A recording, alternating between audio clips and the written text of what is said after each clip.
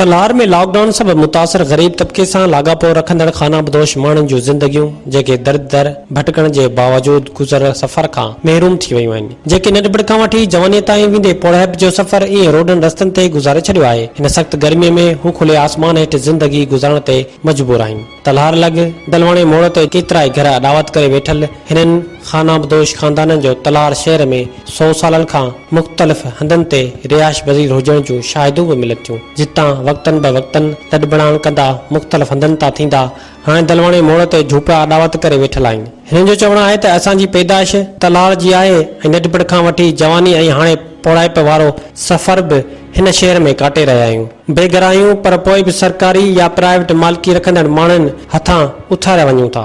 संदन चवणु आहे त लॉकडाउन सबबि गुज़र सफ़र में शदीद परेशानी थिए थी पर सरकारी सतह ते का बि इमदाद नाहे मिली, जंहिं करे ज़िंदगी गुज़ारण तमामु ॾुखियो थी पियो आहे। हिननि चयो त असांजे खाना बदोश घरनि जी कॾहिं बि सर्वे नाहे थी।